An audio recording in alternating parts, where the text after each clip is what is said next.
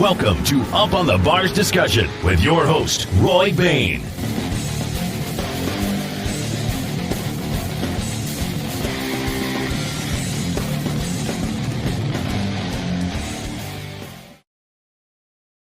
We're here on a special Thursday afternoon for me, Thursday evening for Ed and Rob, and Thursday brunch for Kenny, I guess is the best way to say it. We're all across the country here. We're on Up on the Bars, and I have to give a huge shout out to our sponsor for this episode. It's Scott Kozak and GetInTheStands.com. If you don't know what GetInTheStands.com is, it is your racetrack directory. It's a directory of all the racetracks in America. If you're out on the road and you want to catch some Saturday night racing, you put in the town where you're at, pulls up all the racetracks within a 50-mile radius of that area, lets you go see racing while you're out on the road. Awesome thing, awesome place to go visit. They are sponsoring this particular episode of Up on the Bars, so thank you. GetInTheStands.com. Welcome, Kenny Wallace. Welcome, Rob Albright, and welcome, Ed Rensi. How are y'all doing today? Well, I'm very nearly perfect. Trump won the election. Yeah, I'm in St. Louis, Missouri, and I'm doing great, and I agree with Ed.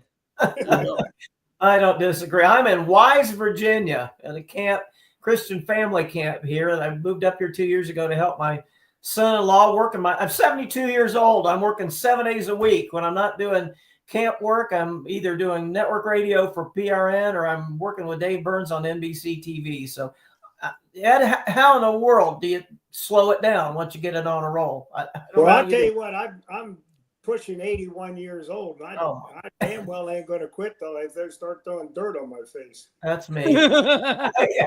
Wallace is the same way. I'll just bet you. Are you still dirt racing every week? Well, I talked to my crew chief the other day about putting the late model back together again because that's my favorite kind of racing. And I got a guy that builds IndyCar engines. He wants to try his hand at building some big block stuff. So I don't know. I'd sure love it. My new motto is Clint Eastwood. Don't let the old man in. So I'm 61 years young, and I think I went a little too hard this summer, so I'm going to try to back it up just a little bit. Okay. Well, the thing is, y'all Kenny, made me feel like the young pup today. Y'all are making me feel like the young kid of the group. I'm only 54, so there you go. I'll take that and smile today. Well, what time you got to go to bed, young man? I got to go get on the truck and drive to Spokane, Washington when we're done today. Well, you'll sleep in the camper all the way and let your wife drive. Yeah. I'm doing my real job. I'm driving a truck today. So that's why every time Kenny does the Jake breaks, I laugh hysterically because I'm in the truck and I.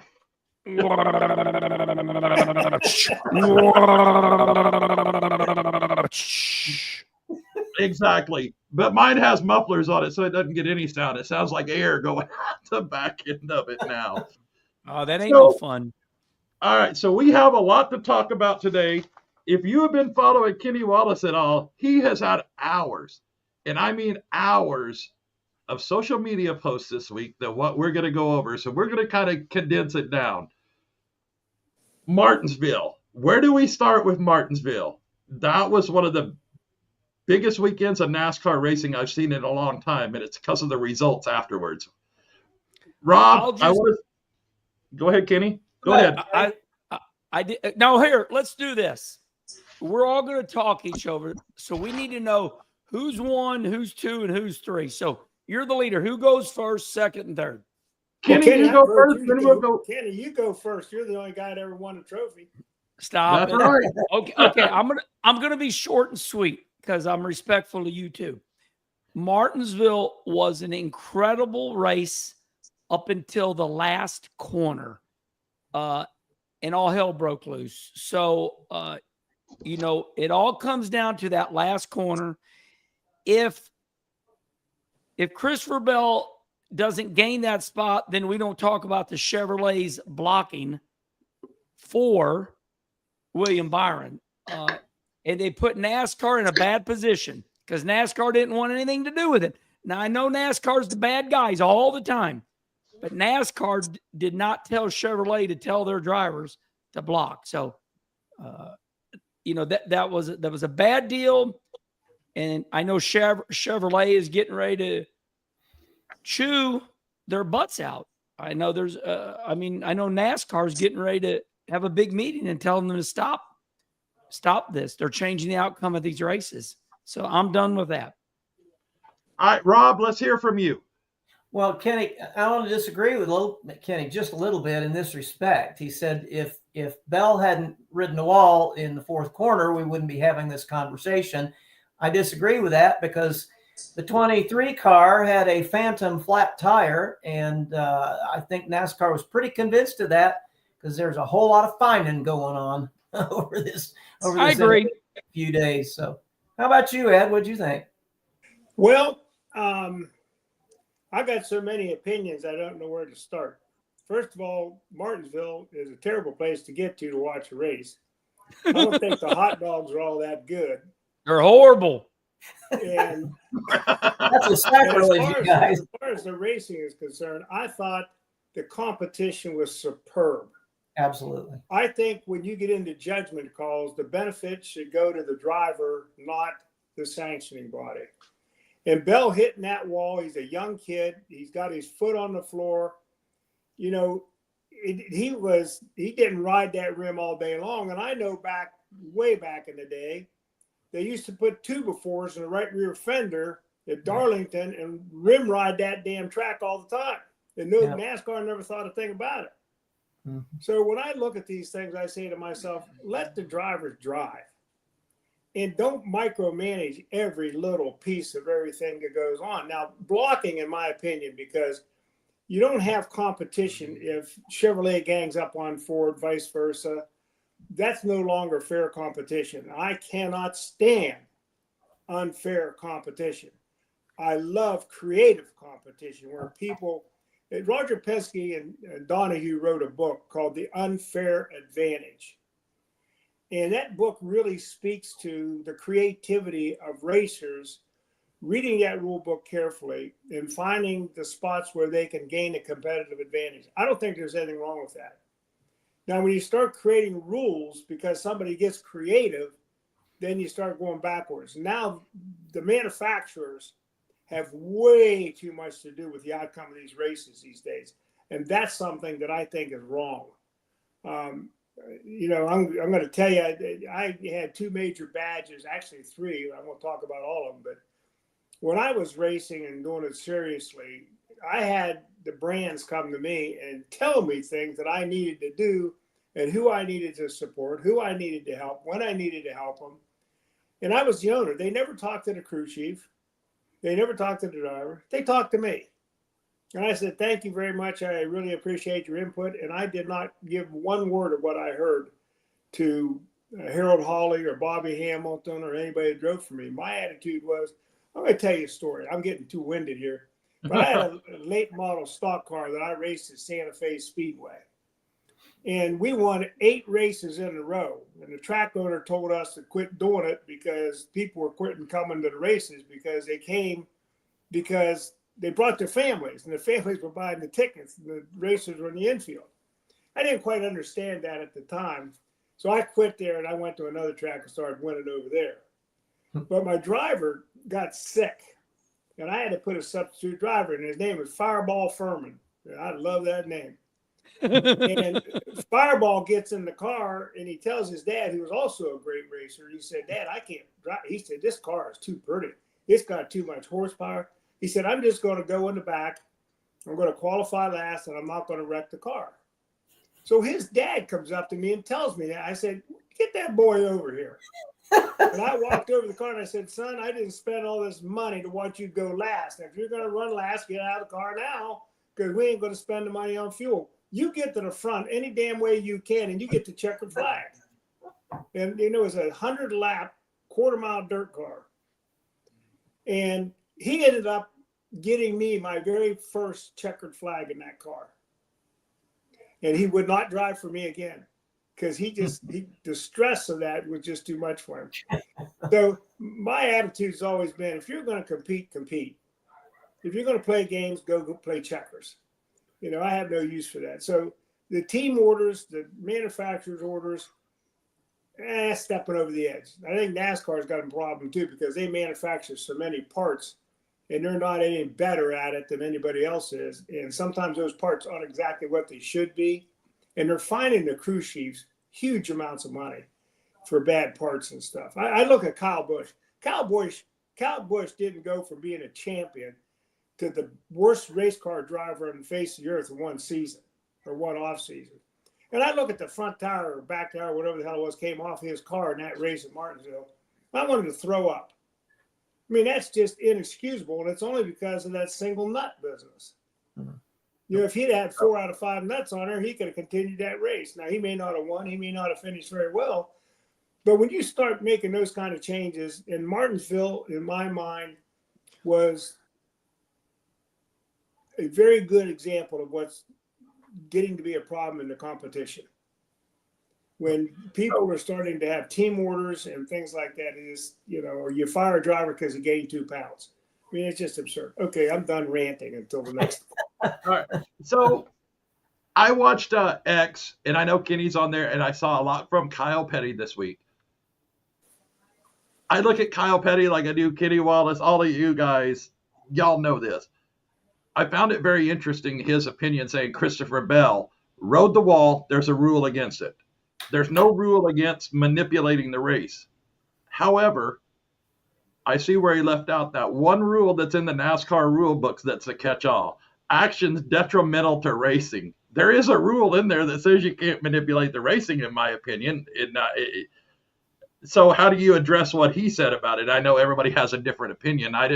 Kenny, I want to hear what you had to say about that one, because I know he probably got you a little fired up after listening to you and then see what he put on there. I think we're in a new era in NASCAR where Michael Waltrip's team, changed the sport forever at Richmond, right? My wrist itches. That means spin out, Clint Boyer. So Clint spins out. They have it documented on TV. Everybody knows now that NASCAR has their own production studio right across from the Concord Regional Airport. NASCAR now has the ability to listen to anything, watch it on TV, hear the spotters, know all the frequency numbers. So times have changed. They have more access to guard against what Ed doesn't like. And I'm with you, Ed, and I'm with you, Rob. We don't want to be manipulated by the automakers. We don't want Chevrolet, Ford, and Toyota saying, do this, do that. So we're in a new era, and we're catching up. And just on Facebook today, I saw this in-car video of Shane Van Gisbergen, and the spotter says, hey, the 12 of Ryan Blaney roughed you up when he passed you. Remember that, and that is a message from Chevrolet. And so yeah, we're in a new era, and I think Kyle and everybody are catching up to the new rules to where we can listen now. We can hear inside the car. Rob, do you want to add to that, or Ed, either one? To me, the biggest issue is consistency, and there's some things that the technology is such. For example, the Christopher Bell scenario, and then everybody wants to compare that with Ross Chastain's, not even in the same league. And when I watched that happen, and there was no rule at that time, so they make this rule, and it's kind of a catch-all rule, and you can't ride the wall. Well, Christopher Bell was passing the guy with the phantom flat tire, Bubba Wallace, and he got by, but he legitimately got loose and he got into the wall. The mistake that Christopher Bell made is when he got into the wall, instead of rolling out of the throttle and pulling the car off the wall, which would have been just fine, and he'd be in the championship 4 come Sunday afternoon. But instead, he gassed it up. And there were 2 ways that we knew it. Number one, throttle tracings, which NASCAR has access to because of the technology. And secondarily, we went to the in-car, and you could hear him gas it up. So when he gassed it up and he rode the wall, now all of a sudden NASCAR, and that's a judgment call. That's where the trouble lies, is when judgment calls are not applied consistently. And when something like that happens, and they did the best they could. I mean, we all sat around there for 30 minutes and waited for them to make a decision on who was going to get penalized and who wasn't. And I think they took the easy way out. The blocking thing, they had to wait and go back and that took some time. The same thing, they had to go tech the car that Bubba Wallace was driving because that thing was impounded immediately. And they know whether or not he had a cut down tire, he was losing air pressure in his tire. And my understanding is he was not. Okay. So, but this whole judgment call thing, I don't know. They create one rule, and that just opens the door for teams to take or individuals to take advantage in another area. And it is detrimental to the sport. There's no question about it. And Ed hit the nail on the head. Great race, totally destroyed by what happened at the end of the race. And money is behind it all. And that's what's created the scenario where these guys do what they do when they do what they do. So there's another aspect of this, and I'm going to put my CEO hat on from being in a public company and selling stuff. The cash that actually drives NASCAR at every level is fan participation. How many butts are in those seats every race? And how excited are they to come back again and again and again and again? And that's a very complex equation. I'm going to give you an example of a couple things. The heyday of NASCAR really was when the baby boomers found the automobile after the 40s, 50s, 60s, and 70s, and they could customize cars. They could see themselves going hot and fast, bigger motors, faster cars, better productions. Now all the cars are homogenized.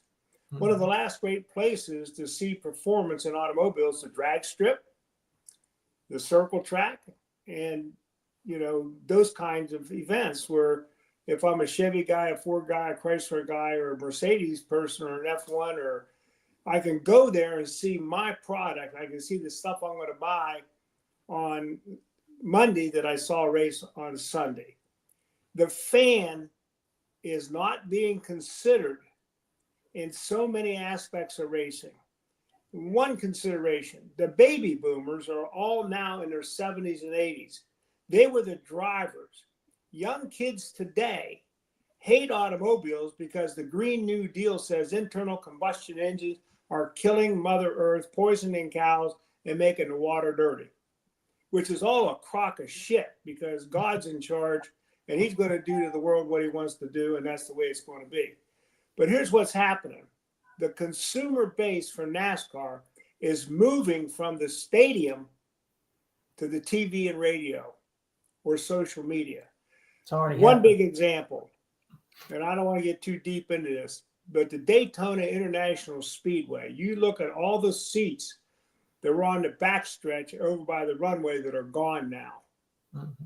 You look at the total number of seats that were there versus how many are there today. They want the stands to look full. Consider this. I'm 80 years old. I'd love to go to Daytona and see the 500. But if I do, I'm going to call Lisa Kennedy up and ask her if she can get me in the owner's suite, because I sure as hell am not going to buy a seat, go down there for a week and climb up and down them steps. And if I got to take a leak, I got to go all the way down to the bottom to find a porta potty. You go to a Cardinals football stadium in Phoenix, Arizona, they got escalators up to the top. They got bathrooms on every floor. They got food on every floor. They got ramps that spiral down out of there that you can walk out of. If they want to go from football to something else, they can pull the grass out of the stadium and park it, nourish it with sun and water, and put it back into the stadium for a football game, and you can have a car show in that stadium. The quality of the arena has changed dramatically, and NASCAR arenas are exactly like they were the day they were built. Hard seats, way up high, away from the track, and that's all about safety and speed of cars and getting over the fence and all that kind of stuff. I want to see NASCAR, and I'm sure they do this, but I think they ought to be more focused than they are. What in the hell are you going to do to the sport to make sure the fans want to participate and be there? You look at the price of the tchotchkes and the T-shirts and the flags and all that. I used to, you think about going to Daytona, it was like going to the biggest supermarket on the face of the earth for T-shirts. If you couldn't find a T-shirt you liked, there's something wrong with you. and all the restaurants opened up, and it took 5 hours to get in and out of the place. People aren't going to do that anymore. Plumbers and carpenters are not going to drive from Chicago to Daytona to see that race when they're 55, 60 years old. Just not going to do it. And the 30-year-olds aren't going to go there. They're going to go see drifting, or they're going to go see some other kind of sport. So somehow the France family and NASCAR in general has got to figure out a way to make those stadiums better for the fan. And that means great racing, access to the drivers, and the services they need while they're there. So this isn't just about the rules and competition on the track. It's a whole big set of marketing issues. I think television does a fantastic job. I would love to go to the Daytona 500 and go home and watch it on television. Well, I've been to, on that note, I've been to one NASCAR race. That was the All-Star race in Charlotte. I was down for a weekend, and me and the other guy that I was teaming with in the truck, we drove down there. I've never been to a NASCAR track, but if you go into the Charlotte Motor Speedway, it was a huge line of traffic going into the stadium. We started seeing cars parking in the ditch, so I just backed the truck down in the ditch, parked there. We didn't have a trailer, so I just parked there. It's like, hey, man, we got a pretty good spot here. But I had to walk a mile to get in there, and I'm kind of fat, so that wasn't very fun. And it's hot and humid in Charlotte, and it's not like that out here. So that was number 2. We went up and we bought our tickets, and it was literally right on the start-finish line. Once again, never been to a stadium, but it was down low.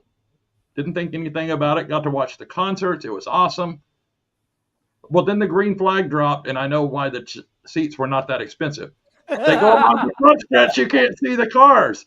All the haulers are parked across the middle. You can't see them on the back, so you're watching the race on the Jumbotron. I said, I'm hot. I'm sweaty. I had to walk a mile for this. I'd rather sit at home under the air conditioner and enjoy it from home because it's a lot more entertaining.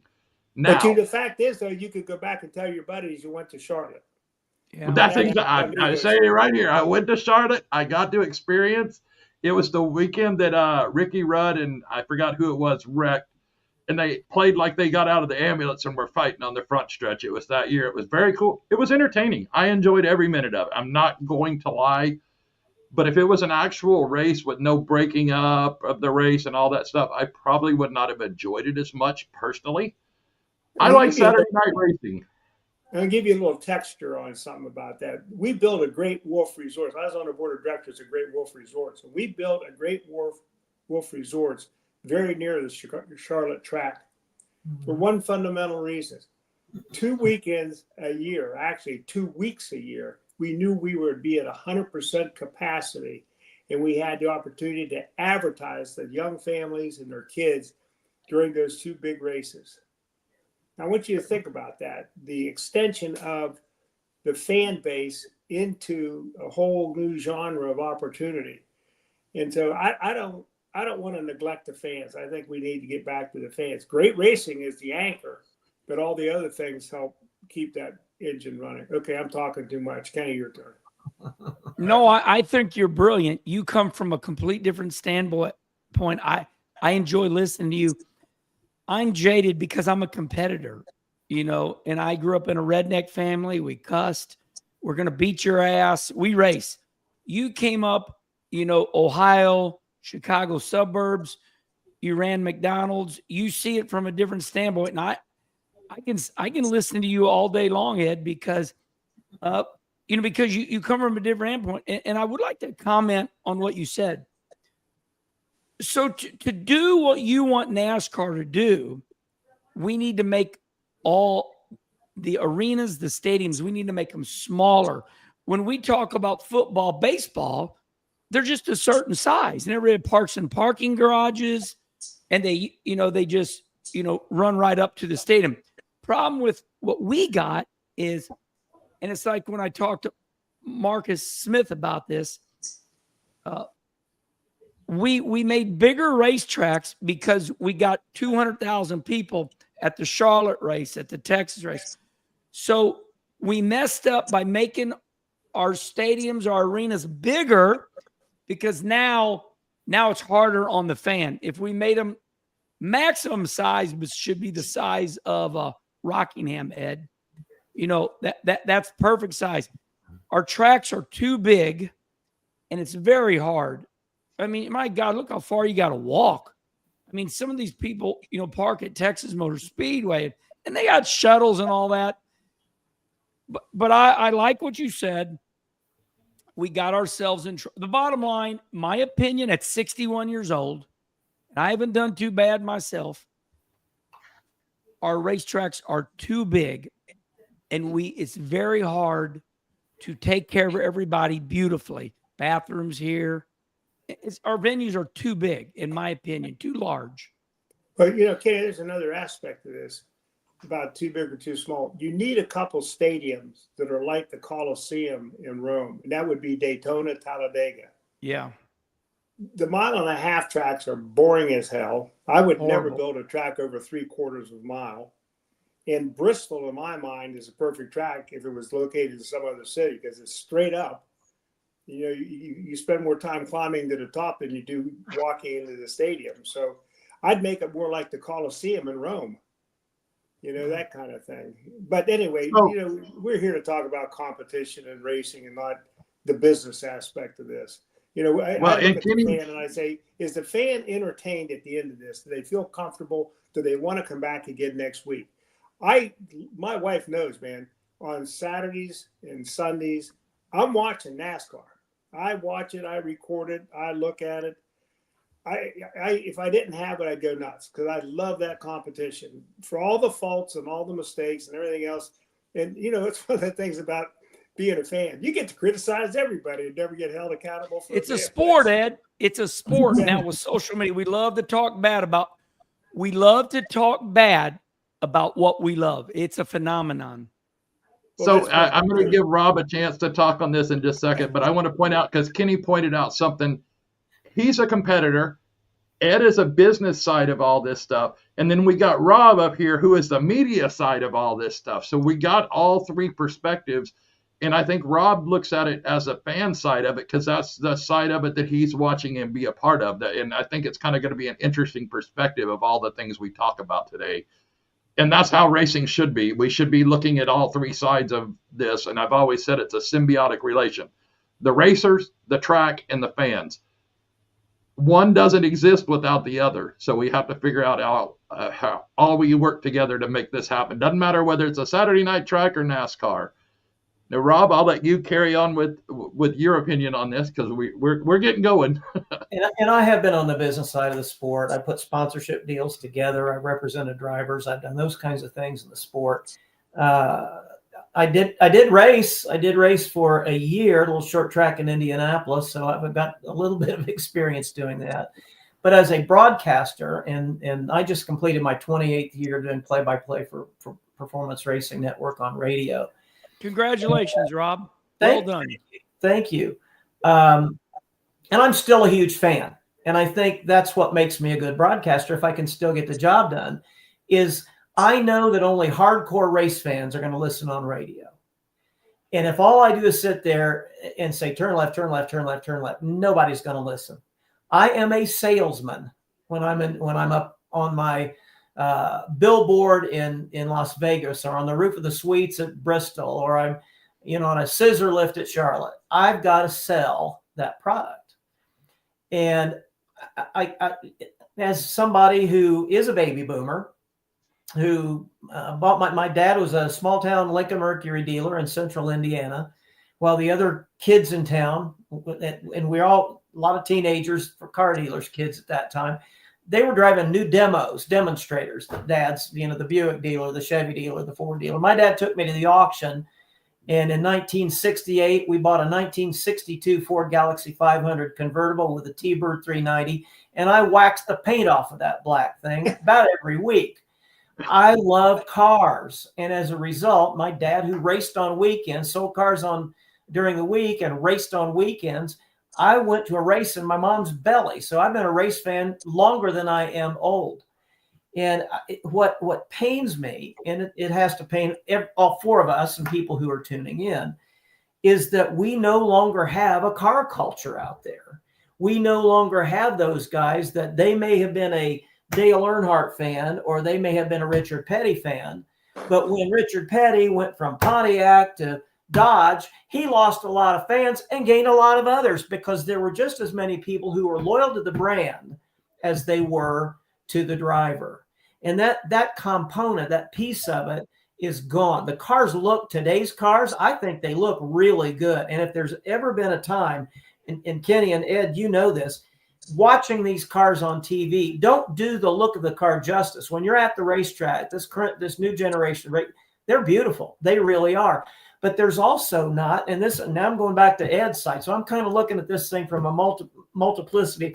When I started doing network radio 28 years ago, I didn't have to learn new paint schemes every week because there would be a primary paint scheme with a primary sponsor most of the season for the top 20 or 25 cars. That's gone away. So the ability for somebody to tune in and see their sponsor, we all remember the days. Remember Joyce Julius reports? Ed, you have to. Every day.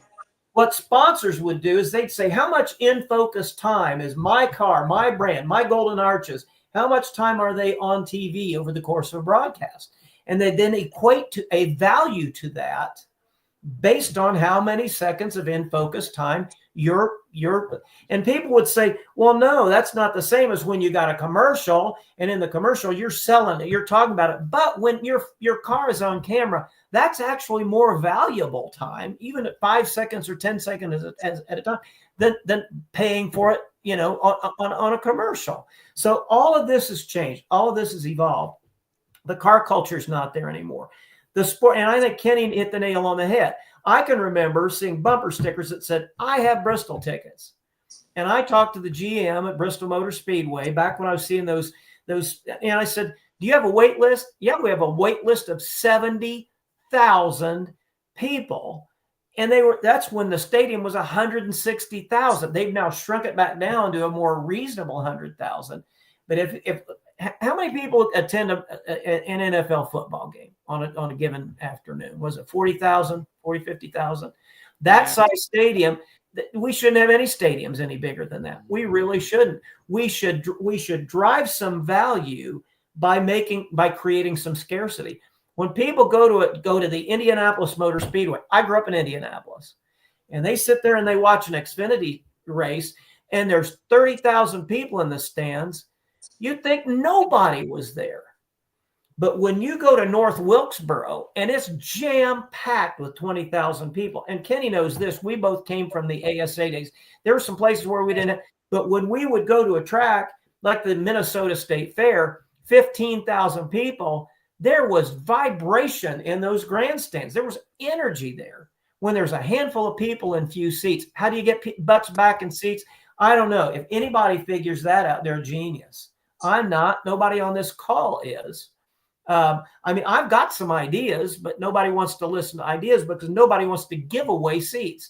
And if anybody wants an idea that's running a racetrack, I'll tell you how to give away seats and make money doing it. But it takes some, Ed said it, there has to be some creativity. One more thing, and then I'll shut up, Ed, because now you got me going. What I hate hearing, and we all hear it, Kenny, you hear it too. I don't watch NASCAR anymore because the racing's not as good as it was back in the day. I got so sick of doing that. Now, let me give you a perfect example. The night race this year at Bristol. Who won the race? Anybody remember? It was Kyle Larson, I'll tell you. Dominated the race, right? And people say the race was horrible because Kyle Larson dominated the race. How many cars do you think we had on the lead lap? We had 14 cars with Kyle Larson on a half-mile racetrack. We had another 13 cars that were only one lap down. We had 27 cars within a lap of the race leader. So out of curiosity, I went to Racing Reference. I said, what happened in a night race at Bristol in 1985? Anybody care to guess who won? I'll tell you. It's Dale Earnhardt. Okay. How many cars do you think were on the lead lap with Dale Earnhardt when he won? 3. Yeah, I was going to say 2 or 3. Lake Speed finished 10th. Kenny, how many laps down was Lake Speed? Yeah, all of them. 10. It was 10 laps down. My mom taught me that. Eddie Bierswale. Ed, do you remember Eddie Bierswale? You remember the name Eddie Bierswale? We do. Yeah, Eddie finished 20th. Eddie was 50 laps down, and we had 27 cars within one lap. So don't tell me the racing was better, but the racing is better than it's ever been. We've got to find creative ways to get butts and seats again. You're right, Ed, because now TV's almost too good. It's almost too good. There will never be people. This is something crazy. When I started doing a McDonald's sponsorship in NASCAR, the chief marketing officer said he wanted nothing to do with NASCAR because it was violent. And he didn't want the McDonald's logo on a car and wrecks and stuff. So I couldn't get him convinced. I couldn't get the chairman and the CEO of the company convinced because I was a senior executive VP at that time. So I got some footage of the Chicago Blackhawks playing some team. A good one. And McDonald's had sponsored the Blackhawks in Chicago. We had McDonald's logos all over the boards. And here's these two hockey players take their gloves off, take their helmets off, get their sticks out. They're beating the shit out of each other. There's blood all over the place, and McDonald's logo was right between them the whole fight. The fight went on for like 5 minutes. I took that into a board of directors meeting and said, I'd really like to go NASCAR racing. And I showed him a NASCAR race, and I showed him that film. What the deal was signed at that point. Then we started sponsoring Bill Elliott. So another aspect of this, which I think is, I don't even know how to describe some of this stuff. A lot of people go to those races to see wrecks. They do. Oh, yeah. And the disparity between the front and the back has changed. Now, I was sitting in Indianapolis in the infield when the IROC series was running, and I was at Roger Penske's motor coach. And Rusty Waller was there, and Brundle was there. And they were sitting and talking about the IROC race. And Brundle was giving Rusty shit about the race and NASCAR versus sports cars and all this kind of stuff. And Rusty says to Brundle, well, I'll tell you what, you think you guys are so good at driving them cars? He said, I'll tell you what, I'm going to put you in the infield of this racetrack. Now, this is in Michigan. I'm going to put you in the infield of this race, and I'm going to tell you what lap I'm going to do it on. And Brundle said, oh. And Rusty spun him out right where he said he was going to do it. Now, that's page one. Page two, I'm in Bristol. And I'm with Rusty, because I think he was Ford at that time, and so was I don't remember, but I was sitting there listening to him talk, and he made the comment, it was, I think, just before, just after the Bristol race, I don't remember exactly because my brain's getting foggy. He said, I never, ever want to be leading a race in Bristol with Dale Earnhardt behind me. I said, why in the world do you think that? He said, because he'll spin my ass in 2 seconds to win the race. So I want to be behind him if I can catch him. So I thought, that, they were competitors, but they didn't hate each other. They knew what the game was. They knew how to play it. They played it very competitively. And it was a joy to watch those guys race. They had a love for it. So on this note, we're going to take a quick 30-second commercial break here, and then we'll come back in, and this is going to segue right into one of the topics I wanted to talk about with grassroots racing. So does this mean I can go pee? For race fans across the United States, GetInTheStands.com is the place to find racetracks where you live and where you're traveling. Just go to GetInTheStands.com and enter your location. You'll see the tracks within 100 miles of that point, either as a list or on a map. GetInTheStands.com is 100% free to use and mobile friendly. So whether you're on a computer, a tablet, or on your phone, there's no need to download an app. To find racetracks across the United States, open your web browser and head to GetInTheStands.com. GetInTheStands.com, your racetrack directory. All right, we're back, and Ed will be back shortly. Y'all were just talking about, and Rob, you bring into one of the things I wanted to talk about, because we do a lot about grassroots racing. I know Kenny does a lot with the local racing communities. He races at a lot of the local dirt tracks. He's got a huge race coming up in December that I know he's either going to be racing at or supporting in one fashion or another. It's the Gateway Dome race. Yeah. One of the coolest events ever. I wish I could go. That's one I would like to mark off the bucket list. But you were talking about the time on the car, the return on the investment. What is your marketing time? All this stuff. All of our grassroots racers, and Kenny talked to Haley Deegan the other day, and Haley brought up a statement where she said her fiance is one of the great racers that's never had an opportunity because of money. Everybody that's in racing knows that it takes dollars to go racing. We've talked about that everywhere we've been into it. I want to start with Kenny because he has a history of how he got started. And he started with nothing, but he wanted to go racing. He had a passion to go racing. What can you tell our local racers about what it takes to find sponsors? There's no easy way. We'll just leave that. What are some things that you need to do? And we'll start with Kenny, then we'll go to Rob, and then we'll go to Ed, because I know Ed has shared a lot with me on this stuff. Kenny, what can you tell the local Saturday night racer what they can do to go out and find maybe a tire sponsor, a fuel sponsor, anything out there that you've learned, or some tips that you can pass on from where you're at today? Yeah, no problem. First of all, there's a myth out there that I'd like to clear up. Life is not equal. When you're born, everybody's not given the same amount of money. Life is not fair. For years, all I hear is, I don't have any money. Well, that's not everybody's fault. This is the greatest land of all. This is America. People are in line to get here. Our forefathers figured it out. So we got to get rid of that vocabulary that I don't got any money. That's nobody's fault. Okay, we're not created equal. I am not Jeff Gordon. I really wished I could have been Jeff Gordon, but I'm not, and I'm really good with that. Okay, now I know Ed agrees with me because Ed's just like I am. But this myth that we're all equal and we all get the same amount of money, we all get the same opportunity, that's not what sports is built on. Sports is there's going to be a winner and there's going to be a loser and there's going to be somebody riding the bench. So I know where I fit in life. Okay. I'm the brother of a great race car driver. I'm the son of a great local driver, my dad, Russ Wallace. So everybody's got to get that out of their mind that they're as good as Jimmy Johnson, only if I had money. I'm up to here with people all wanting the same amount of money. Elon Musk got a lot of money because the man's brilliant. So everybody stop it with, I need money. Hell, we all need money. It's America. Okay, so now I'm going to tell you how to go about finding money. You have to sell yourself.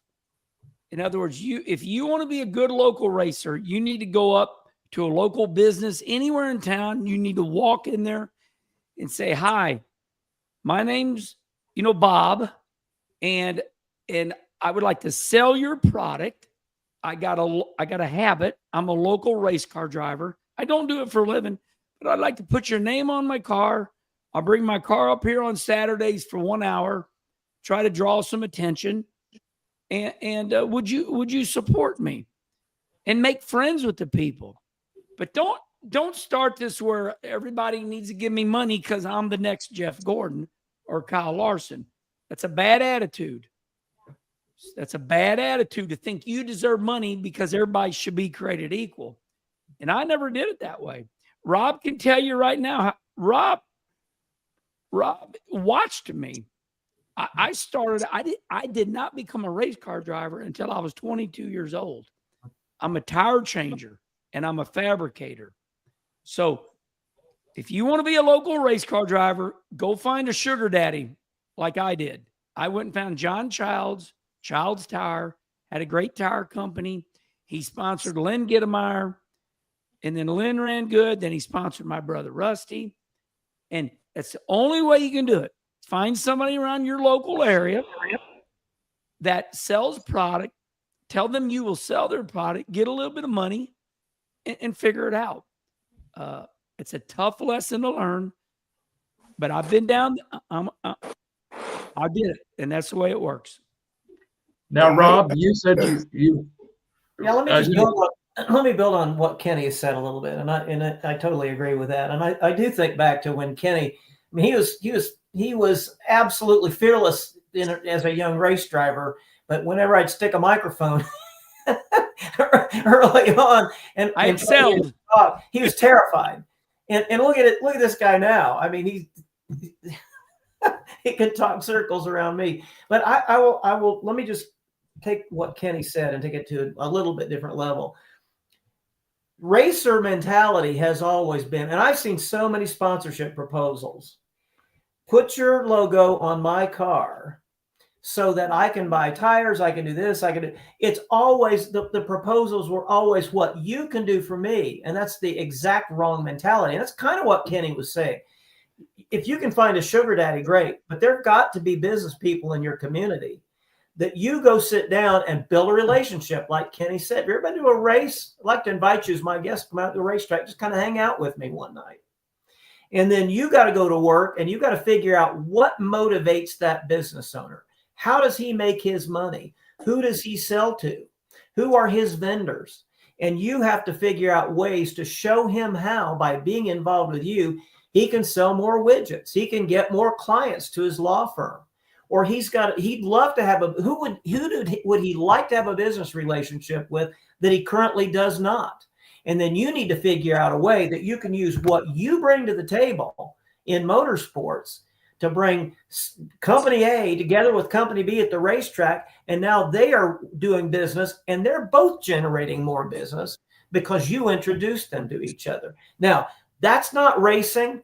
And a lot of people who may be sitting here listening right now, they're racers. I could never do that. Well, you know what? Like Kenny said, not everybody's created equal. Way too many kids. We could sit here and give you a list of kids who shouldn't have ever reached the levels of racing that they did because they had a rich daddy or a rich uncle or whatever. There are other very, very, very talented race drivers, thousands of them across the country, that never had the opportunity because they didn't look good enough, they didn't talk well enough, or they didn't have somebody writing a check.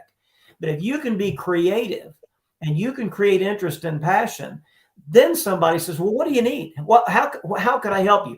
You first show them that you're interested in what they do and you want to help them. And then you come back to them. Can I show you how being involved with my race team would achieve more of what you want to do? And how do you know what they want to do? You go talk to them and you just find out what makes your business successful. How do you take your business to the next level? And then you as a driver go help find the way that you could help them do that. Then you'll find dollars that way if they're going to be found. Now, I'm going to tell you a little bit of a story here that deals. Kenny and Rob are 1,000% correct. We're not equal, but the one thing we all have is a brain, and we have to be creative about how we want to finance our hobbies. I don't care what the hobby is. I teach people how to shoot sporting clays, and they pay me $60 an hour to teach them. That's what funds me going out and shooting, because I give them a service that's in my hobby today. When I was blessed that I grew up inside of McDonald land, I started there when I was 20 years old, working as a crew kid, making 85 cents an hour. And I got to see some of the most intelligent marketing people that you could ever imagine in your life. And you think about McDonald's has got, 40,000 restaurants today. And I have people all the time say, what was it like, running a business with 40,000 restaurants? I said, I never ran 40,000 restaurants in my life. I ran one restaurant 40,000 times because every restaurant was just like the last one. And I learned very, very early on that you don't exist without a great customer base. So when I first got into racing, this was in a late model dirt car at Santa Fe Speedway in Hinsdale, Illinois. I went around to local businesses and I said, I'd like to be your marketing partner.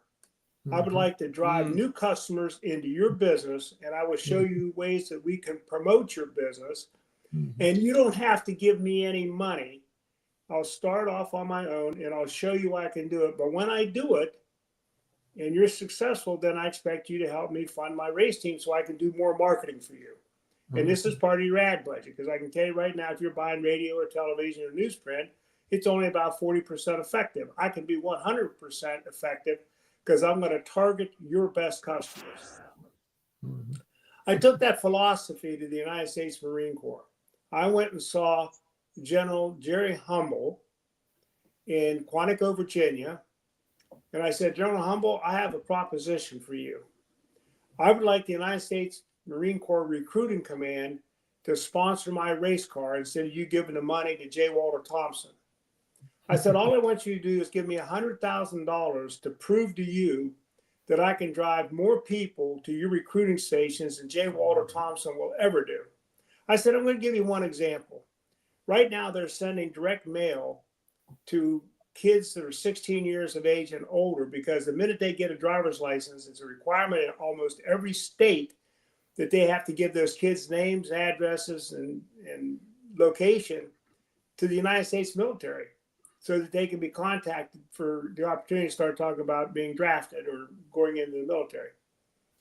I said, they're sending an envelope there, and it comes in, it's got this fancy envelope, and it says United States Marine Corps on it. Every mother that gets that thing out of the mailbox is going to tear it up and throw it away, because you're going to bring somebody into her house and tell her that you're going to teach her son to kill people, or he's going to get killed. I said, that's the toughest sales job in the world. You're not going to be able to do it. I said, let me do this. Let me find a way to bring those young people to the race team and see the car, and you can have Marine Corps recruiters there to start talking about it. And I want them in dress blue uniforms. I want them looking tall, and I want men and women. I want the women to talk to the boys, and I want the guys to talk to the girls. I'll give you one example of something. Gunny Sergeant Turner weighed 147 pounds, and we brought a chin-up bar to the racetrack in Las Vegas. Oh, I remember that. And we invited all these kids to come up to do chin-ups. Well, the big-ass football player would walk up there. He's 6'2" and weighs 189 pounds or 200 pounds. And Turner would say to him, I'll tell you what, I'm going to give you a Marine Corps Team Rensi Motorsports baseball hat if you can do more chin-ups than I do.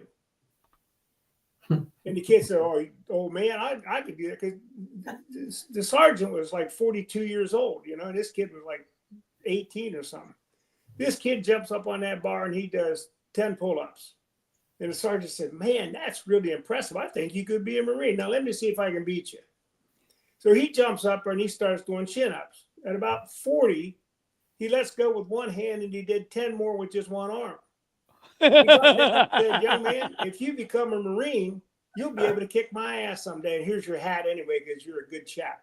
Here's my card. If you ever think about joining the Marine Corps, let me know. He must have done that 600 times. All of a sudden, we got all these fathers that used to be in the military dragging their kids up there to watch this thing. And we did that stuff everywhere we went. I went to Smithfield Foods and said, hey, I'd like you to sponsor. And I knew people there because of McDonald's and some other stuff. But I was gone from McDonald's. I was gone from McDonald's 10 years when this happened. So I went to Smithfield, Virginia, and I started talking to the guys. And I said, look, we got the United States Marine Corps car. I'd like you to be an associate sponsor on that car. And we'll bring the Marine Corps show car to supermarkets where you're selling Smithfield pork, and we will draw customers in there with all kinds of giveaways and all kinds of different things, yada, yada, yada, and prizes and what have you. And we'll show you. They said, well, how much money do you want? I said, none. Just do 2 races with me. Let me prove to you that I can do this. They said, well, just do one thing. Put the McDonald's sausage McMuffin on your car, because we sell breakfast sausage at McDonald's. I said, I can't do that because they're not my sponsor. But I said, you talk to McDonald's and they'll let you do it. I'll do it. So they called McDonald's. McDonald's said, hell yeah, put it under. It's okay. So I put that on that car. Today, Smithfield Foods is still in NASCAR because of that. They had never done it. But I could show them how they could sell more pork products with a race car. And I went to every major Kroger store. They couldn't get any SKUs in Kroger. Kroger wanted nothing to do with them. So when we raced in Kentucky, which was close to Cincinnati, to the corporate headquarters of Kroger, I took 2 show cars over there. And I did a whole thing in front of Kroger store. Didn't charge anybody anything. And I was handing out coupons for Smithfield Food sausages and pork chops and all the rest of it. Kroger had none of that product in the restaurant. When I got done with that, they had 28 SKUs in the meat department. It wasn't what Smithfield was going to do for me. It was what I was going to do for Smithfield. My brother spent all his time doing the racing. I spent all my time doing the marketing.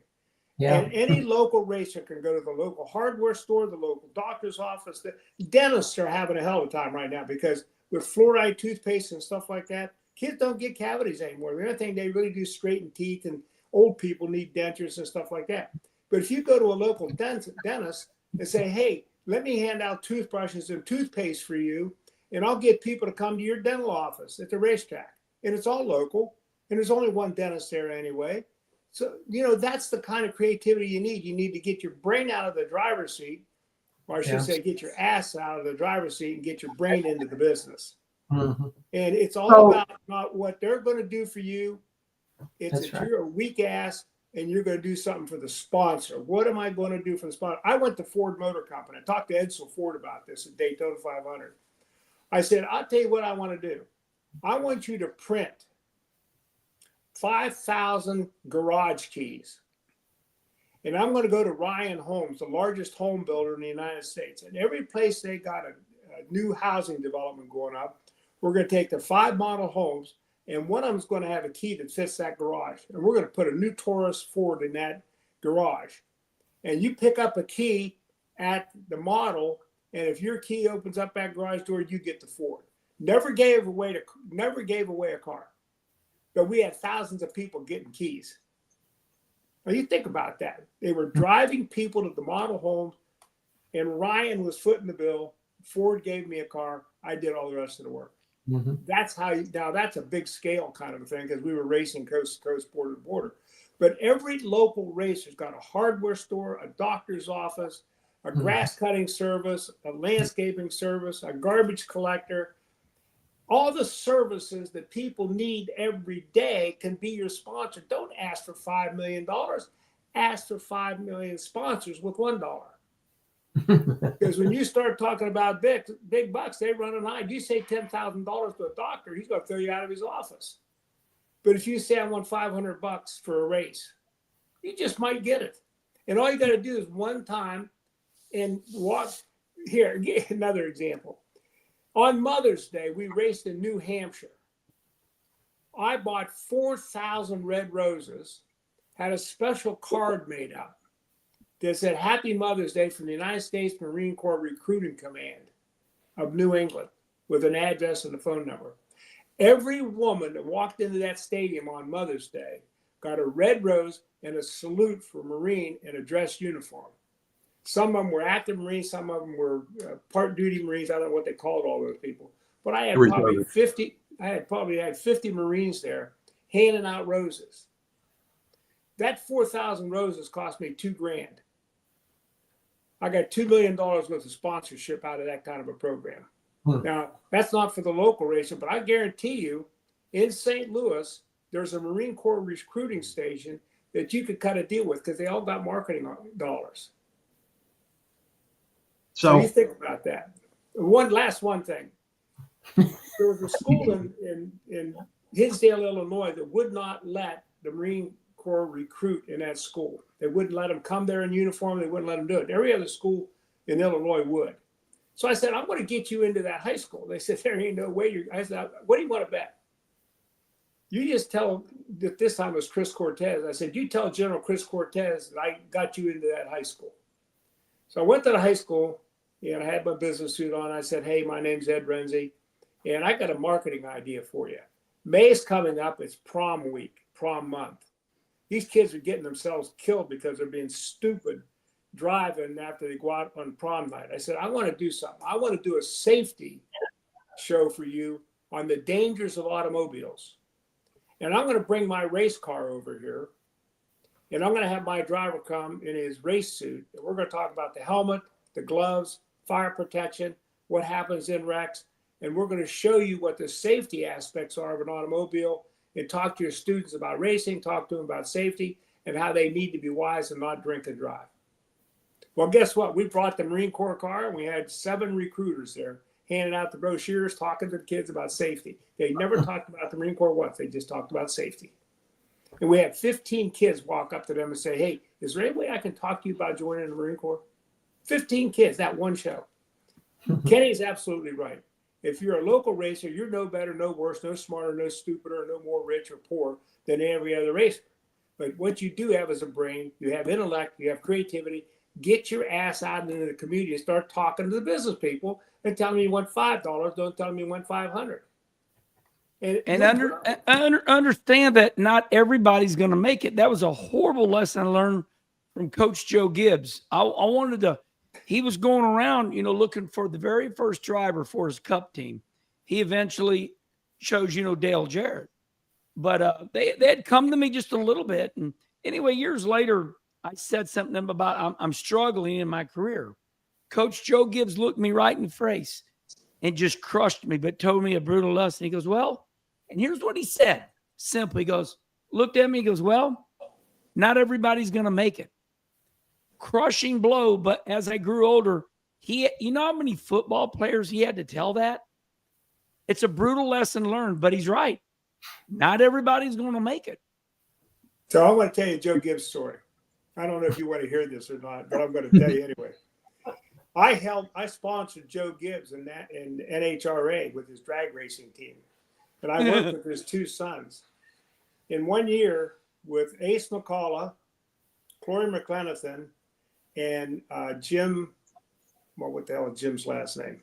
We won Pro Stock, Top Fuel, and Funny Car Championship the same year.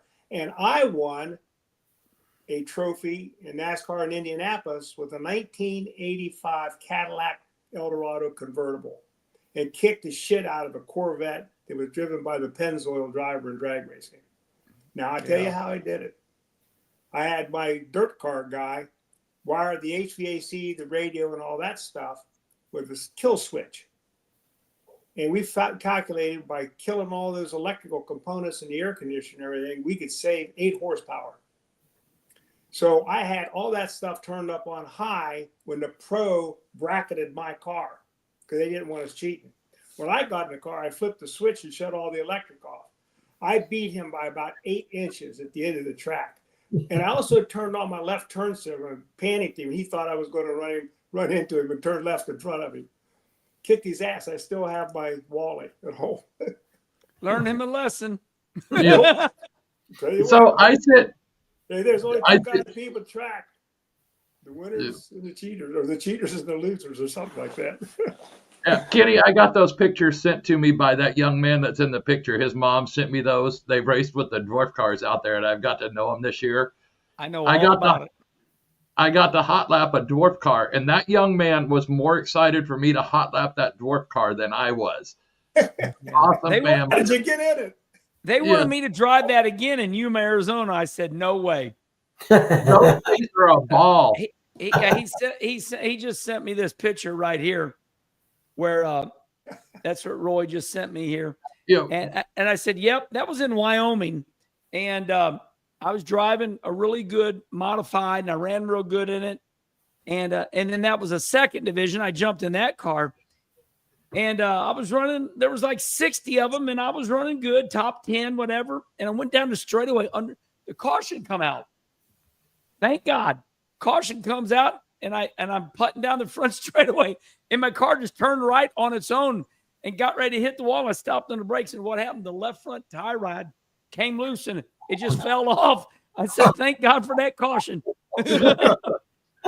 So everybody that's commenting on the side, I'm not putting them up today because it gets real distracting, and we're trying to save some time and get everybody out to say what they want to say. But Kenny, you wrecked your car about the lug bolts, and there's a guy in here, Jerry Stewart. He's going to the Dome race this year. I want to give you a shout out that he's going.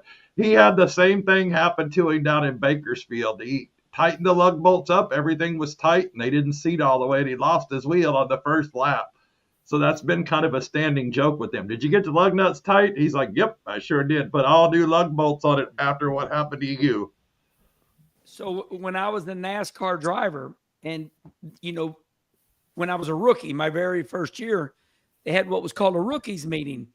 And just every single racetrack you went to, every single one, rookies, we all, even if practice was at 1:00, you had to be there at 9.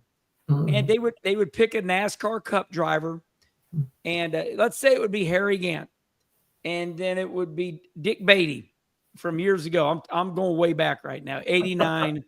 And you'd go into that meeting, and they'd say the job of a driver in NASCAR, when you get in the car, is to key your button and say, are my hood pins in and are my lug nuts tight? That's your job. So with my dirt car, to this day, we have an impact wrench. It's set at 70. I mean, a torque wrench. My dirt car, my little dirt car, we torque our lug nuts because of what I learned on a professional level. Because back in the day, these drivers would go out at Daytona International Motor Speedway, and they'd get up the speed, and the hood would fly up because the crew forgot to put the hood pins in. So the job of a driver when you get in, are my lug nuts tight, and are my hood pins in? And that is to remind the crew, because the crew gets busy working on the car and they forget the simple things. So quick little story. But that's a metaphor for life too. It's Right. not the big things that kill you. It's the little stuff that get you. Yeah. Hey, it's kind of like, Ed, you took your pills this morning, right? The thing is, I ran out of Viagra, but my wife got it anyway. Go get some. Oh Lord. So I know we're getting along there. I like doing the shows like this when everything's all that. But there's one last subject I want to talk about. I'm going to ask frame the question. I'm going to start with Rob on this one because he works on the same side of this, and then we'll go with Kenny. We'll finish up with Ed, and if there's any last stories or anything we want to talk about, then we'll end it and get on out of here. You work in radio, announcing the racetracks, Rob, for PRN, things like that. You also do pre-race stuff with NBC. As COVID came, we saw streaming take off. We have a streaming company that we run out here. I'm doing that on the weekends. We all know about Flo and some of the other big names. We're not going to get into it. But we're starting to see that show up at every weekend, week out track, every weekly race, things like that. As far as we're talking about the sponsorship, the things into it, I want to know y'all's thoughts. Is it helping the weekly racing? Is it hurting the weekly racing, in your opinion? We have promoters that say it's taking people out of the grandstands. I'm telling you, we're doing stuff to promote people to come to your racetrack. We're getting more eyes on your racetrack. We're drawing attention to it. That's my perspective. Rob, I want to start with you, get your perspective, then we'll move to Kenny, because I know he sees this every week too with his dirt track or with his dirt car and some other things. So Rob, what is your take on this?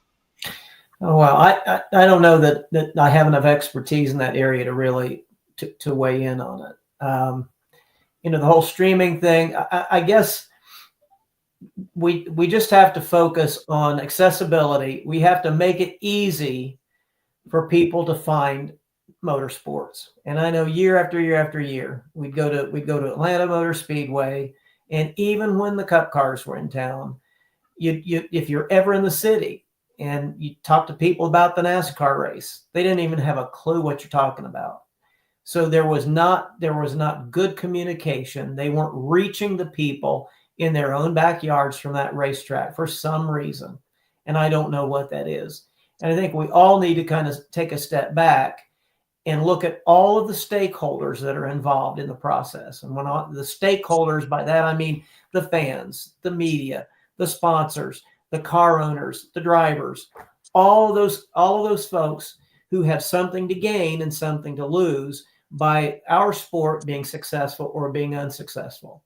And when any one of those gets to the point where they drive the ship, and I would say in racing right now, there are two groups of those stakeholders: the sanctioning body and the television networks that drive the ship.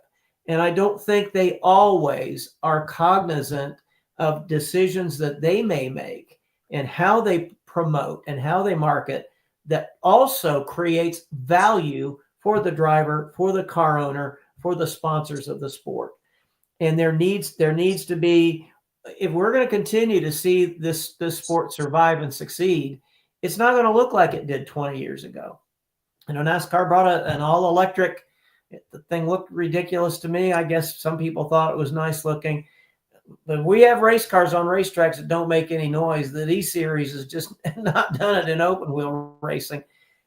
We got to figure out a way to make this thing work. And if we're not all harnessed up together, pulling this wagon in the same direction, we're all going to be saying back in the day, because back in the day will mean back in the days where we actually had motorsports. So we got to kind of, like we've been talking about all evening long, you got to think of the other people that are involved. And the bottom line is you got to drive interest in the sport. And if we're not driving interest in the sport as a team, we're not going to be successful.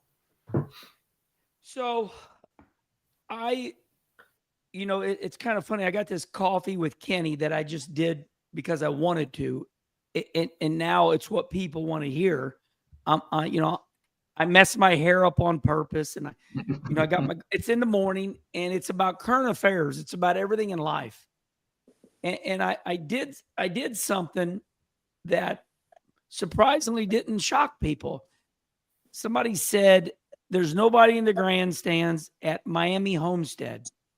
And I said, that's because we don't need people in the grandstands anymore. It's made for TV. Mm-hmm. And I was trying to poke the bear.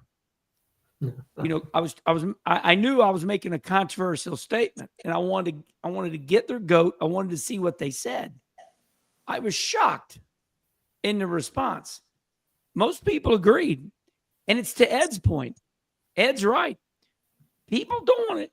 I mean, it don't matter if you're 30, 40 years old now.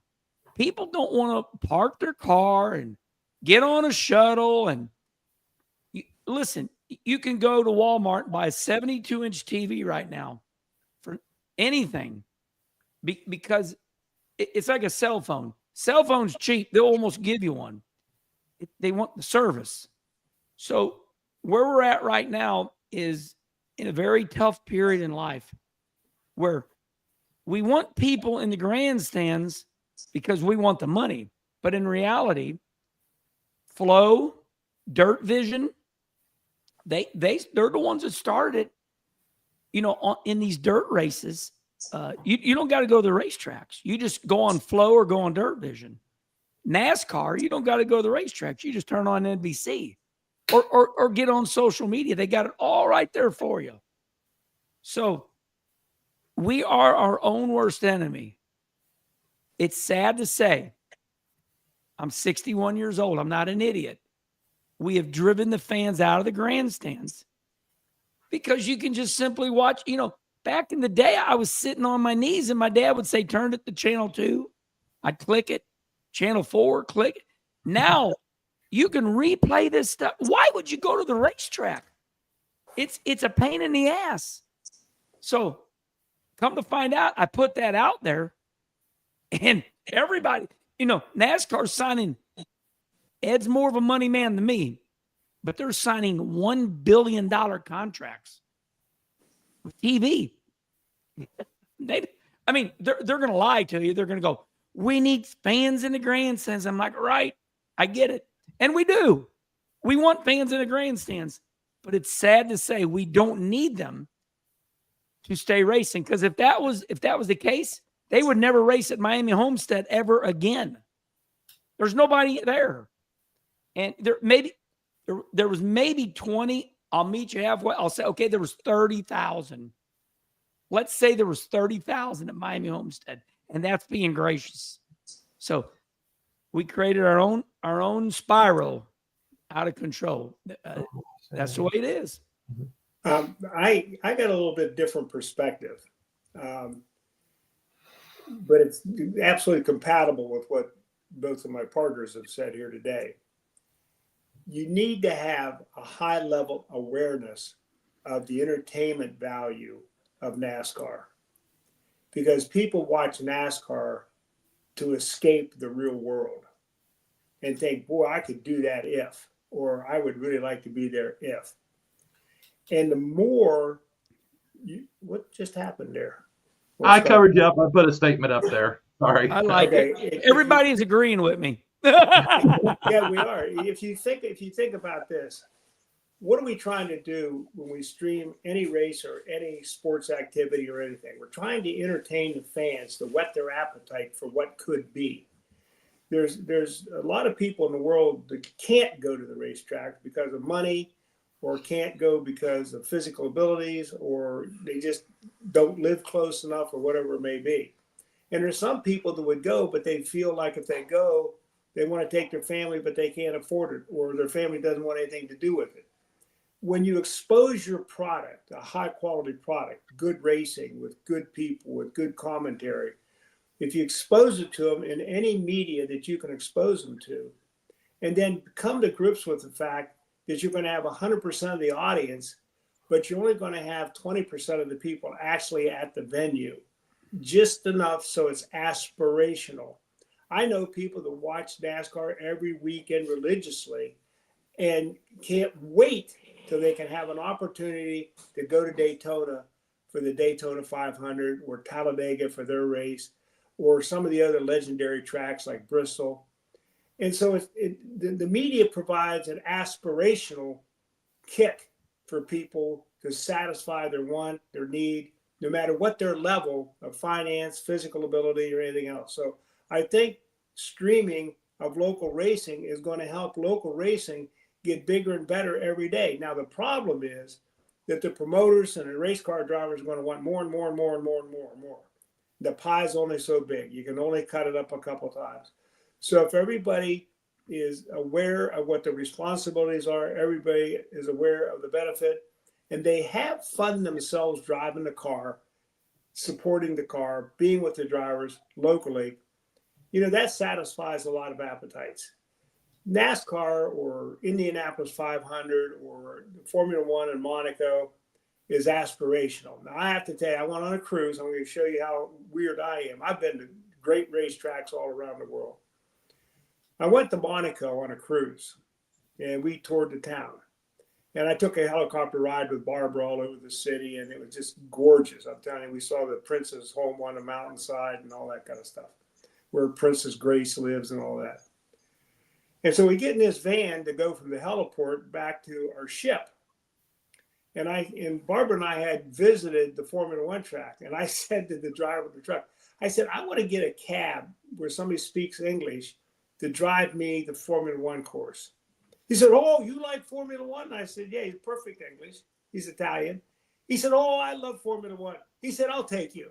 So we're in this 15-passenger van with other people. And we go right to the grid.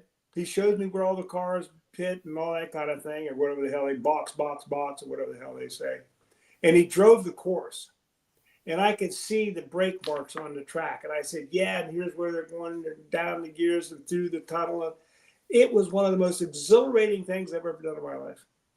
I'll never go to a Formula One race, but I watch it all the time. And that experience of just driving around that track is a memory I'll never forget. So streaming is aspirational for people that may never get to go to the track or may never race. And I think the more of it you do, the better off you are. And if I was a streaming company, I would spend a lot of time talking to the drivers. I'd do interviews with people in the stands. I'd make the fans the celebrity at the show. Talk about how long have you been in racing? How interesting is it? Do you ever go to Joe Blow's hardware store? He's a sponsor of the number 28 car who's leading in points. And just if the streaming services understand that they're in the business of getting eyeballs on the sport and developing the businesses and developing the business, they're going to build the audience, because at the end of the day, it's all about entertainment and self-satisfaction. So I believe that there's some people going to do it really well, like Rob does and Kenny do. There's going to be some people that are real turds. It's going to be everything in between. But the more of it you do, the better it's going to be. Just stop and think about this. When McDonald's started selling hamburgers, there was only a couple other people that sold hamburgers. Today, everybody wants to be like McDonald's, including Kentucky Fried Chicken and Chipotle. The biggest mistake McDonald's ever made was selling Chipotle, by the way. They should have kept it. Bam. Hold on. I got to turn the lights on here. We started the show earlier today, and now it's dark out. And I know we need to wrap up, but I want to add one thing here, Roy, if I may. And I think this, everybody that's on screen right now, the four of us, and anybody listening, and I know I'm really preaching to the choir here, but I do have to say this. And Kenny said we really don't need butts and seats. And I understand what he's saying. No, we do need butts. No, yeah, I know what you mean. From a financial perspective, that's not what drives the sport. It's not the ticket sales that drive the sport. But I do want to say this about our sport. I no longer get 4 guest credentials like I used to get years ago, where I could take 4 people to a racetrack and they'd come and and I would always invite people that had never been to a race. And they only went because I invited them and because I was so enthusiastic about it. And I loved it. I said, just go one time. Okay. And I want to tell you what has happened every time I've done that. And I'll bet Ed can say this as a sponsor when he brings people. Hey, I just, I'm going because other people are going. I really don't have any interest in it. Kenny can say it as a driver. You get somebody to a racetrack, and I don't care if it's a quarter of a mile high banked Anderson, Indiana Speedway, or if it's 2.6 mile Talladega Super Speedway, to a person. And I'm talking over 40 plus years of being involved in this sport. I've never taken anybody to a racetrack that said to me, yeah, just like I thought, this was not worth coming. Every person said, I had no idea. I had no idea the energy. I had no idea the speed, the sound, just the energy that's there. And it's contagious. And most of them ended up, I get calls from people, hey, you took me to that race and now I don't miss one. So anybody who's listening or watching this podcast, you say, I don't, and I know, Roy, you said you've only been to one NASCAR race. You don't have to go to a NASCAR race. Go to a local short track race. Absolutely. It's fun. I'm at one every weekend. We need, seriously, for the survival of the sport, we need to have people occupying the seats at these racetracks, or we're not going to have racetracks anymore. So this is a segue to get wait a second. I got one more story I got to tell you, which absolutely, Rob is 10,000% correct. I just gave the keynote address at the United States Marine Corps birthday ball here in Florida. Congratulations, Ed. That's a big deal. Yeah. Well, I do that every year because I've been related to them now in one form or another. So I do it pro bono and just do it. But here's the thing. I gave a speech and I talked a lot about the Marine Corps and NASCAR and some of the stories I told you tonight. I told them and talked about how as citizens we're really benefiting from the standards and the class and the dignity of the United States Marine Corps as warfighters and as peacekeepers. I must have had 10 people come up to me. And I mentioned General Hummel and General Chris Cortez in that conversation. I had a full bird colonel in complete dress uniform walk up to me and he said, I have General Cortez on the phone. He's in Seattle, Washington. He wants to say hello. That's 15 years ago, the last time I saw him. He's now head of all Microsoft South American operations for Microsoft. God almighty. And I had a bunch of people come up to me that were Marines and saying, yeah, when my dad was in the Marine Corps, he went to the races in Las Vegas, or he went to the race down in Darlington, or, and I couldn't believe that here I am 20 years later. And it's about what you said, Rob. It's the essence of people once exposed, love it. So the more exposure they can get, the more people you can expose to. It's called sampling. When we first put chicken nuggets in the McDonald's, we sampled the hell out of them because nobody knew what they were. And if you don't know what something is, you're not going to react to it. But you take a person to a race, they're going to be a fan for life. Yeah. Thank you, Roy. Well, that is a big segue to plug getinthestands.com again. I've had Scott on the show a lot. We've talked about this, ways to bring fans to it. This is what getinthestands.com is based on. It's the whole concept of bringing new people to the racetrack, getting new interest in it, marketing to an audience that maybe does not know they have a local weekday track or weekend track. They do a lot. If you're a racetrack promoter, go to getinthestands.com and claim your website. It costs you $0. Put your logo in there. Talk with Scott. Message Scott. Use his service. They geo-target people in your area.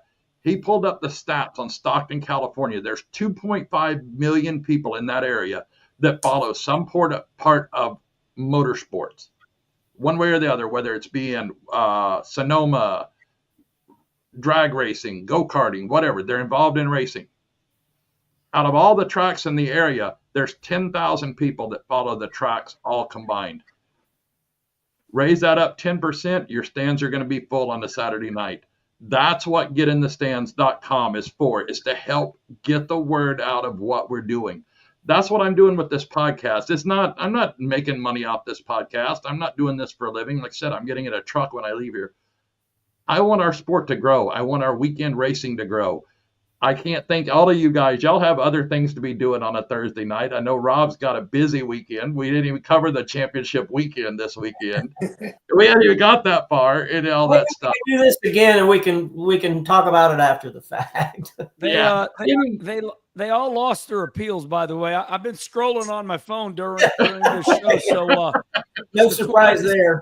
So yeah, I'm like, hey, bud, they caught you on the air on your headsets, you know.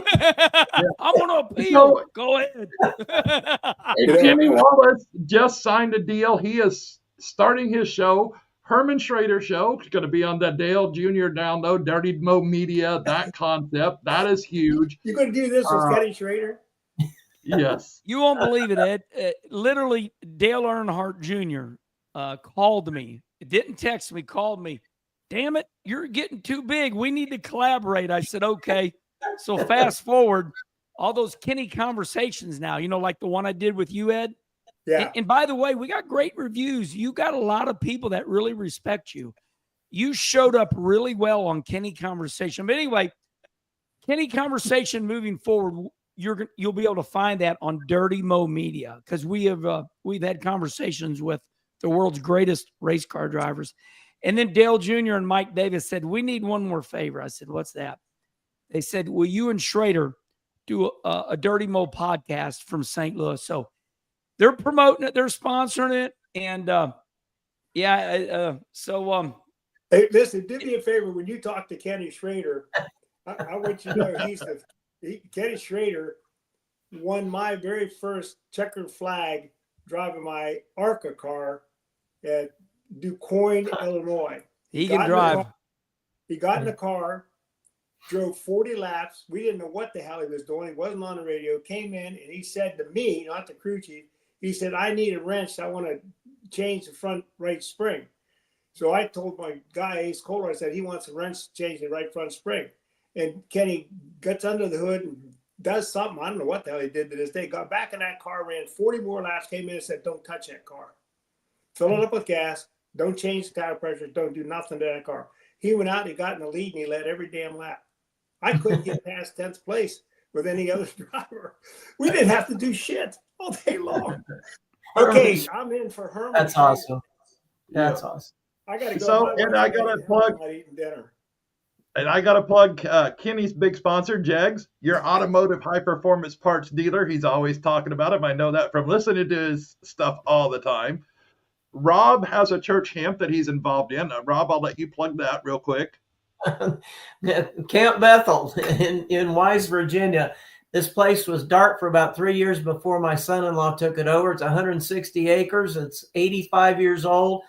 CampBethel.com. Come visit us, and if you got a few extra bucks, we could use them because it takes $16,000 a month to keep this place open.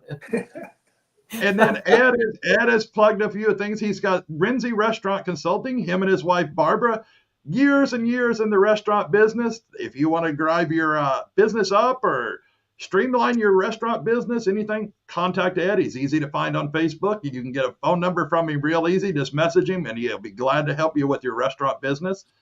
I got to thank Jay's Mobile Welding and Fabrication, Workman's Communication, and today especially for GetInTheStands.com for making this happen.